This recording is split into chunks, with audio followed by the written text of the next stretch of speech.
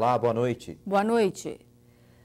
Texto base da reforma da Previdência é aprovado em comissão do Senado. Antônio Garotinho e Rosinha Mateus são soltos após decisão de desembargador. Governo retira projeto de lei que motivou protestos em Hong Kong. E no Reino Unido, parlamentares aprovam lei que deve adiar o Brexit. Número de carros guinchados aumenta em São Paulo e chama a atenção do Ministério Público e da Assembleia Legislativa. A Comissão de Constituição e Justiça do Senado aprovou agora há pouco o texto base da reforma da Previdência. O parecer do senador Tasso Gereissati foi apresentado com algumas alterações em relação ao da semana passada. Com isso, a previsão de economia com a reforma sofreu mudanças. A sessão começou com a leitura do voto complementar do senador Tasso Gereissati, do PSDB. Ele acatou algumas sugestões de mudanças feitas pelos senadores, mas que não alteram o texto original. E com isso, a proposta não precisará voltar à Câmara dos Deputados. A principal alteração no parecer foi em relação à pensão por morte. Segundo o relator, nenhum benefício será menor do que um salário mínimo. Gereissati também acolheu outras mudanças que serão incluídas na PEC paralela, matéria que vai tramitar ao mesmo tempo e propor a reforma nos estados e municípios. Esse é o ponto principal. O relator acatou agora emendas para atender crianças pobres, com a criação de um benefício para menores em situação de pobreza. Gereissati também acatou regras para aposentadorias para pessoas com deficiência. Por exemplo, 100% de aposentadoria em caso de incapacidade que provoque deficiência ou aposentadoria por incapacidade neurodegenerativa. A PEC paralela também vai criar novas fontes de arrecadação. No final do parecer, Tasso Gereissati explicou qual será o impacto que as reformas vão fazer nas contas públicas. Segundo ele, o governo vai economizar cerca de 1 trilhão e 312 bilhões de reais em 10 anos. Mas ele ressaltou que esse número só será atingido se a PEC paralela também for aprovada. Ressalto que este número só vale com aprovação, só é válido com a aprovação da PEC paralela, em que nós adicionamos uma série de benefícios, mas ao mesmo tempo receitas adicionais. Os senadores estão analisando neste momento as propostas de mudanças ao texto do relator Tasso Gereissati. Depois dessa fase, a PEC principal da reforma vai seguir para o plenário do Senado. O Senado aprovou a proposta de emenda à Constituição que prevê a divisão de recursos de leilões de petróleo para estados e municípios. O texto prevê o repasse de 15% dos recursos para estados, 15% para municípios e mais 3% para os estados, onde é feita a extração do petróleo. A PEC segue agora para a Câmara dos Deputados. O presidente Jair Bolsonaro assinou hoje uma medida provisória que prevê o pagamento de pensão vitalícia para crianças com microcefalia causada pelo vírus da Zika. O valor da pensão será de um salário mínimo. Por se tratar de uma medida provisória, o ato de Bolsonaro terá força de lei assim que for publicado no Diário Oficial da União. A partir daí, o Congresso Nacional tem até 120 dias para aprovar a MP conforme o governo a enviou ou então com alterações. Estacionar em local proibido é uma das infrações que mais faz com que os carros sejam guinchados. E isso tem acontecido muito em São Paulo. O número de carros levados para os pátios da prefeitura dobrou em relação ao ano passado. Os números e as queixas dos motoristas colocaram a prestação do serviço na mira do Ministério Público e dos deputados estaduais. Os promotores suspeitavam de um cartel entre as operadoras de guincho e os deputados viram irregularidades em contratos. Essas imagens feitas com um celular mostram um carro prestes a ser guinchado na Avenida São João, no centro de São Paulo. É proibido estacionar nesse quarteirão. O homem de camisa rosa é o proprietário do veículo.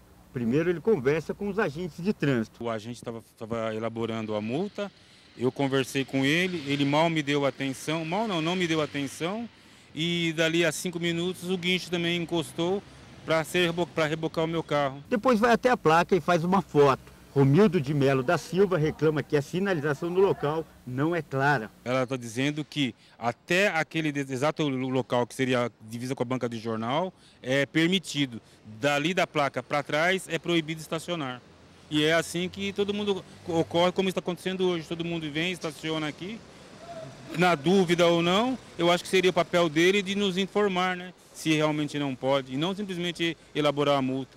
Por pouco, Romildo não entrou para uma estatística que não para de crescer em São Paulo. No primeiro semestre desse ano, 86 carros foram guinchados por dia na maior cidade do país. Esse número é quase o dobro do ano passado. Pelo Código Brasileiro de Trânsito, existem 29 tipos de infrações que, se o motorista cometer, ele pode ser multado e ainda ter o carro guinchado. A principal delas é essa aqui, o estacionamento proibido. O valor varia de cidade para cidade, mas aqui na capital paulista, o custo mínimo dessa dor de cabeça é de R$ 500. E nessa conta estão o guincho, a multa e apenas um dia de pátio. Para essa especialista em trânsito, muitas vezes a sinalização não ajuda os motoristas. A pedido da nossa reportagem, ela esteve no local onde o carro do Romildo quase foi guinchado e disse que realmente é proibido estacionar aqui. Nesse caso, é carga e descarga, não é nem parar e nem estacionar. O condutor não pode estacionar. Nós vimos aqui que tinha vários carros estacionados. O serviço de guincho em São Paulo tem sido alvo de denúncias nos últimos anos. Para o Ministério Público, existia um suposto cartel de empresas do setor que atuava na capital e no interior do estado. O grupo teria praticado corrupção, lavagem de dinheiro e fraude em licitações. A Assembleia Legislativa de São Paulo também instaurou uma CPI para investigar a atuação das empresas responsáveis pela remoção dos veículos e administração dos pátios. A principal observação que a CPI fez, encaminhou ao Detran, aos órgãos do governo, era a discrepância que há entre os diversos municípios do estado e os diversos pátios. Alguns fazem uma cobrança, em outra cidade próxima, essa diferença chega a dobrar de preço, tanto para o guincho, para a remoção do veículo, quanto a estadia diária desse veículo no pátio.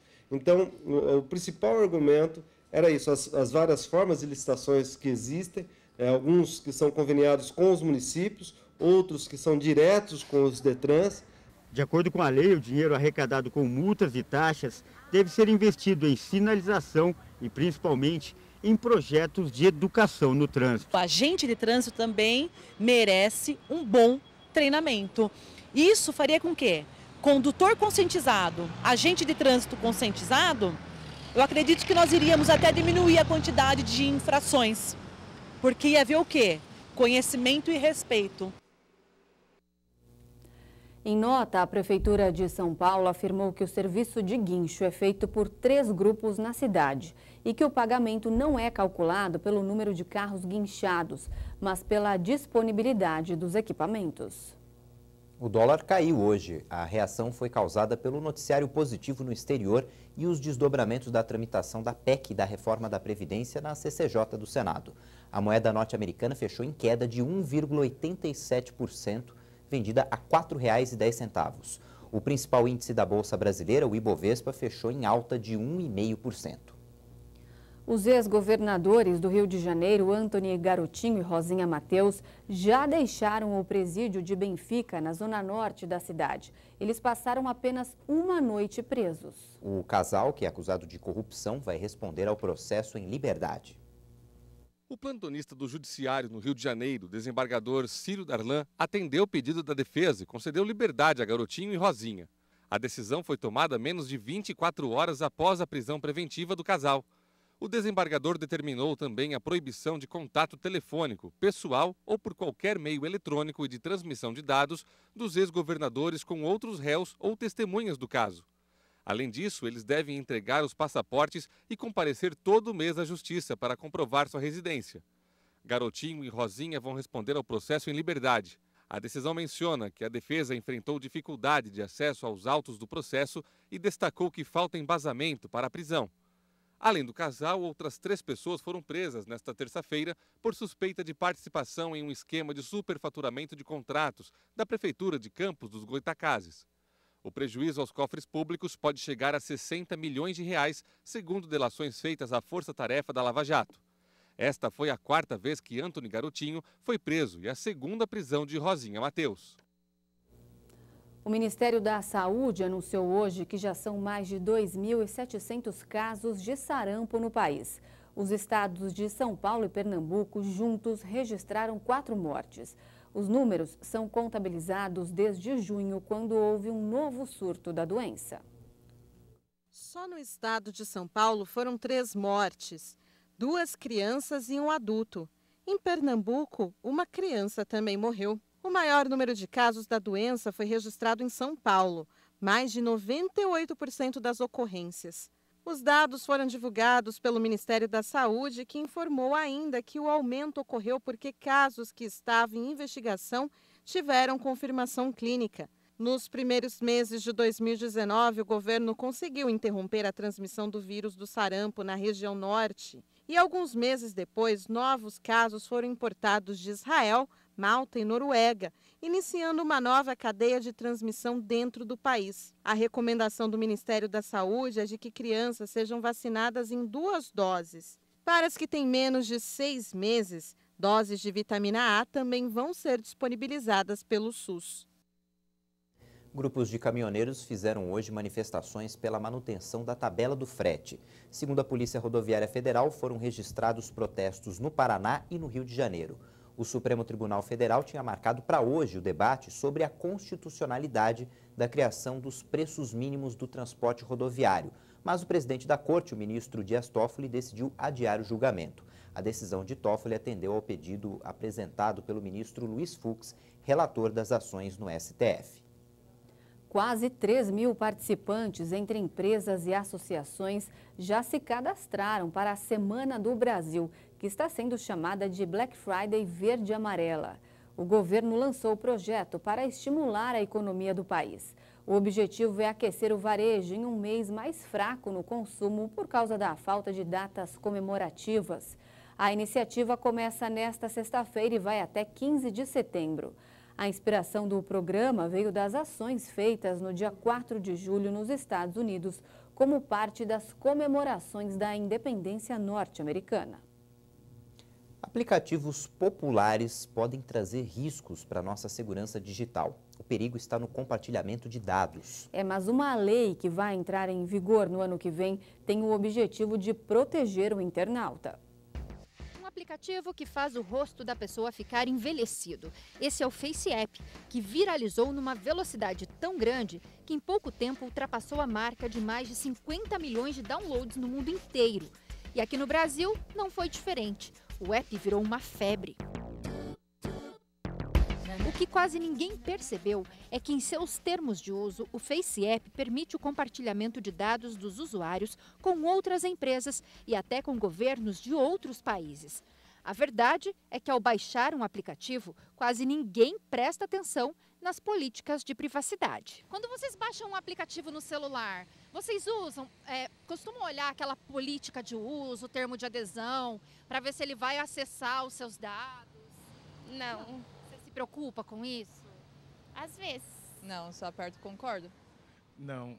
Você concorda? Já até me perguntou disso, mas eu nunca olho, nunca, nenhum. Se eu falar que eu olho é mentira. Por essa divulgação de informações, o Procon de São Paulo multou o Google e a Apple, responsáveis pela distribuição do aplicativo no Brasil. O Google foi multado em 10 milhões de reais e a Apple em mais de 7 milhões. De acordo com o Procon, as empresas de tecnologia desrespeitaram o Código de Defesa do Consumidor.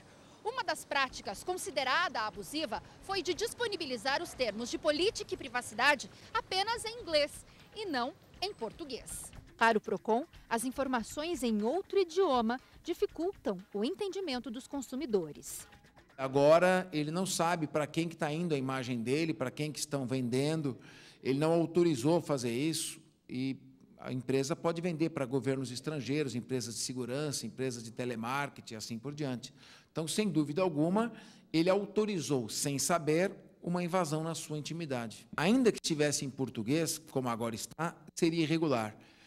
Em casos como esse, o Código do Consumidor exige que se coloque um aviso ostensivo, para que todo mundo que for clicar saiba o que está fazendo. Para trazer mais segurança aos usuários de internet do Brasil, em agosto do ano que vem, entra em vigor a Lei Geral de Proteção de Dados. A lei estabelece regras de como as empresas devem lidar com os dados dos usuários.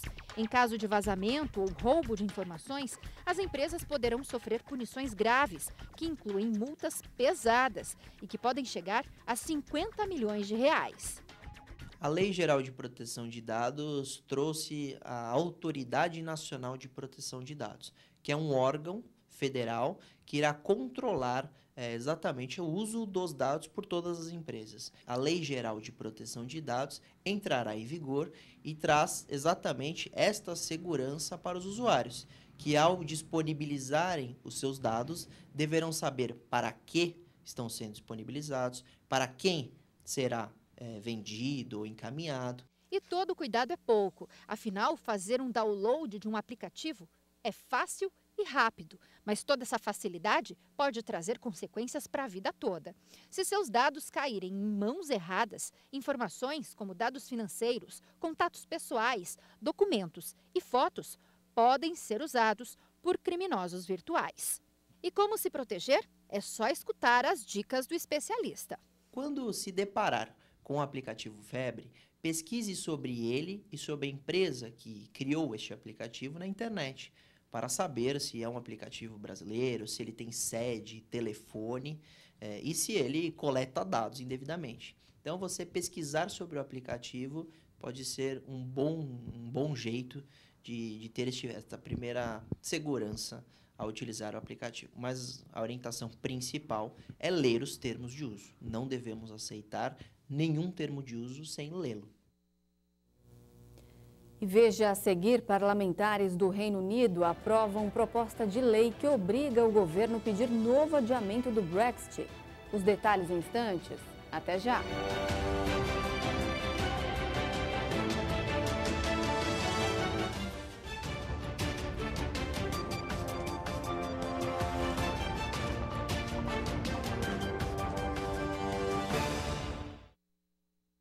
A Polícia Federal realizou hoje uma mega operação contra a pornografia infantil no Brasil e em mais 6 países.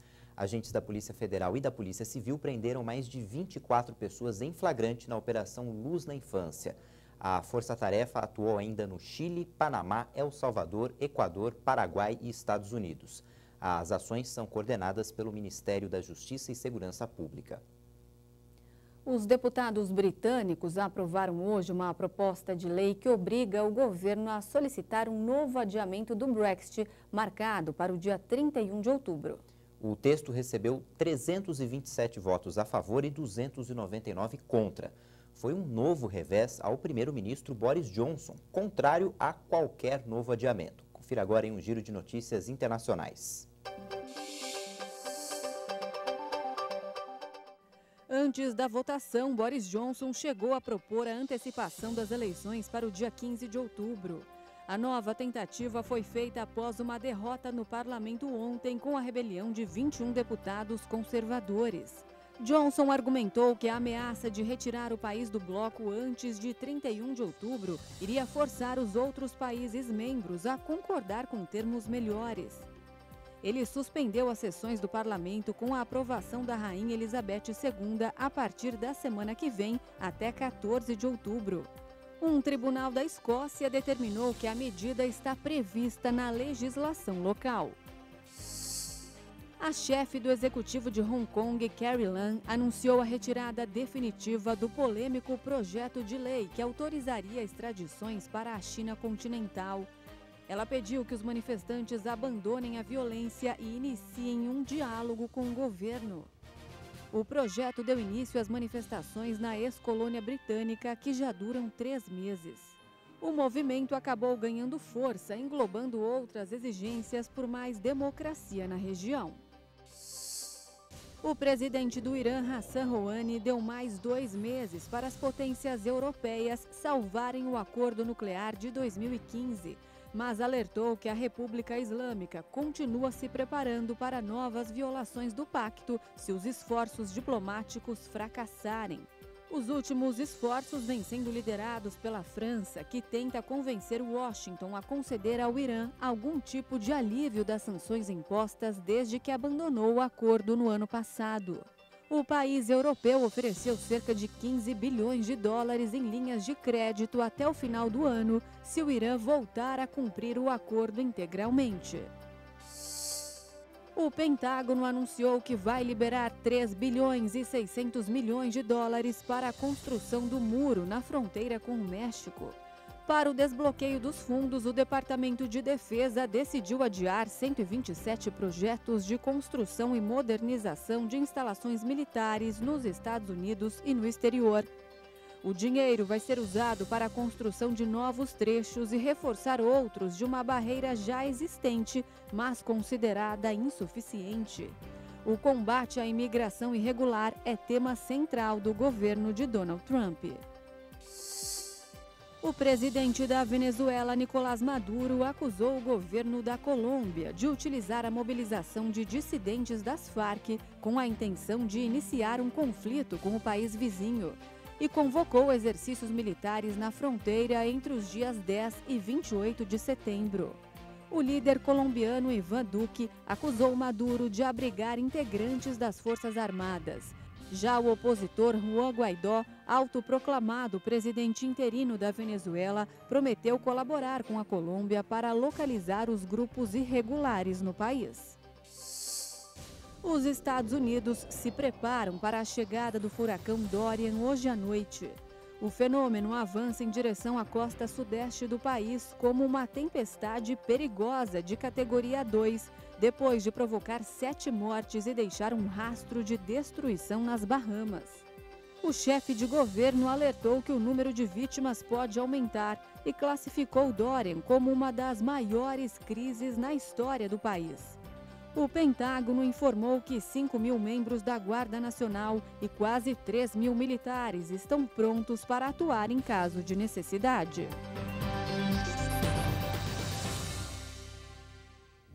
A segunda turma do Superior Tribunal de Justiça decidiu que motoristas que prestam serviços de transporte por aplicativo não têm vínculo trabalhista com as empresas. É a primeira vez que uma corte superior toma uma decisão sobre o assunto. O caso começou com uma ação por danos morais apresentada por um motorista de Minas Gerais. O STJ entende que questões entre motoristas e a empresa devem ser resolvidas na Justiça Civil dos Estados e não na trabalhista. Começaram hoje as inscrições para as vagas remanescentes do FIES, o Fundo de Financiamento Estudantil para quem pretende entrar em uma faculdade privada. As inscrições são gratuitas e devem ser feitas pelo site que aparece na tela. Essas são vagas que não foram preenchidas ainda por causa de desistências ou de problemas na documentação de quem já tinha feito a inscrição. Para participar, o candidato precisa ter feito a prova do Enem com média maior do que 450 pontos e não ter zerado na redação. E deve ter renda familiar de até 3 salários mínimos por pessoa. Você sabia que é possível criar abelhas em casa? Pode parecer impossível, mas existem espécies sem ferrão que produzem mel de alta qualidade. Em Goiânia, tem até uma associação para ajudar a espalhar a prática. Nós estamos bem no meio do cenário urbano da capital de Goiás. E é aqui, bem ao lado de um grande prédio em construção, que o Ricardo decidiu criar abelhas. Espera aí, mas criar abelhas na área urbana não pode representar riscos para os moradores? Bem, se a sua escolha for por abelhas sem ferrão, o Ricardo garante que não. Posso abrir uma caixa, eu posso extrair mel, eu posso extrair pólen, eu posso fazer manejo, né, sem ter nenhuma proteção, porque ela não tem ferrão.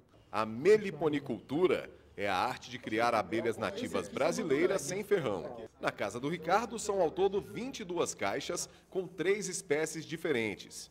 E o que hoje é uma verdadeira paixão, começou por pura curiosidade. Fui procurar saber, fui procurar conhecer um pouco mais, né? E eu vi que, na verdade, assim, a gente tem uma riqueza, uma diversidade muito grande aqui no Brasil de abelhas sem ferrão.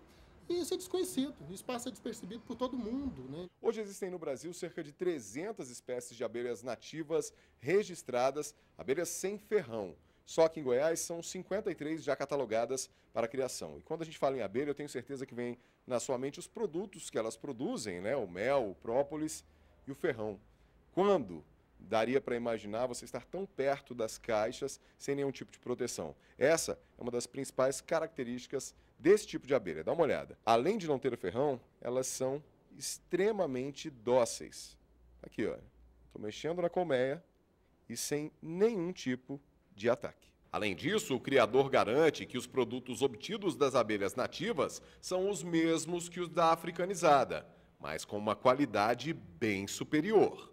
Ela produz própolis, ela produz cera, ela produz resina, ela é uma abelha que você pode utilizar para polinização, que assim, realmente assim, a principal função das abelhas, sendo as exóticas ou sendo as nativas aqui do Brasil, a principal função das abelhas é a polinização. O resto é subproduto. Segundo o presidente da Associação dos Meliponicultores de Goiás, a meliponicultura é uma das atividades mais antigas do Brasil. O problema é que a inserção das abelhas europeias e a expansão das lavouras quase extinguiu as nossas abelhas. O grave problema foi que a introdução acelerada do agronegócio, veneno e outras coisas, acabou, afastando esses animais dos meios urbanos, das pessoas, e a gente deixou de conhecer esse tipo de bicho. A meliponicultura, acredito eu, tem resgatado esse animal, trazido esse animal para dentro da cidade, onde o animal está sendo criado dentro do meio urbano, com um prédio gigantesco aqui do lado sendo construído, e de forma maravilhosa. As plantas não fazem mais parte só dos jardins. Estão por todos os lugares das casas. E isso representa uma oportunidade de bons negócios para produtores rurais de plantas nativas, exóticas e ornamentais. Esta é uma das mais tradicionais mostras de arquitetura e paisagismo do Brasil. Aqui são apresentados ambientes modernos e funcionais, pensados para o conforto do morador. Cores, móveis, todos os detalhes são importantes. Em busca da sustentabilidade e do bem-estar, o verde tem feito cada vez mais parte dos projetos de arquitetos e paisagistas. Eles acreditam que é um resgate dos valores de um tempo atrás. O espaço idealizado pela Andréa tem como foco os jardins e praças de antigamente, um ponto de encontro. Ela utilizou elementos naturais como plantas, bancos de madeira e água para destacar o ambiente. Fazer realmente esse resgate dentro do projeto, apontando e acentuando uma tendência que já tem acontecido, que é essa questão de uma retomada de valores, onde as pessoas estão buscando estar mais próximo ao verde, estar mais próximo à natureza. Já neste local, essas oliveiras representam árvores antigas, que são inseridas no projeto e não mais retiradas. O paisagismo de acordo com o que já está no lugar. É valorização total mesmo daquela espécie já no local. O paisagista destaca que não existe mais desculpa para colocar o verde na residência. Nem terra é necessário com as hortas verticais e a aplicação pode ser feita além do jardim. Hoje em dia nós temos esses sistemas de paredes verdes, né? São paredes verdes, tetos verdes. Nós podemos ter uma horta na vertical dentro de um pequeno apartamento, né? Numa varanda que tome sol, tudo tal. Os cuidados é o sol e por plantas certas nos lugares certos, né? O trabalho desenvolvido na mostra depende do cultivo de agricultores de plantas exóticas, nativas e ornamentais. Tudo isso significa oportunidade nas cidades para os produtores rurais. A demanda tem crescido sim, eu acho que é uma oportunidade para o produtor olhar com bons olhos para a questão da produção de ornamentais, nativas, flores, etc. E a gente termina essa edição com as imagens de um galo francês que enfrenta, acredite, um processo judicial por cantar cedo demais.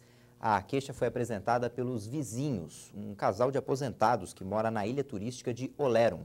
A ave, que se chama Maurice, se tornou um símbolo de resistência rural no país e até virou manchete do jornal The New York Times.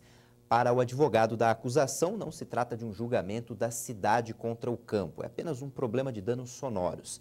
A sentença do pobre galo será conhecida amanhã. Uma ótima noite para você. Boa noite, a gente se vê amanhã. Até lá.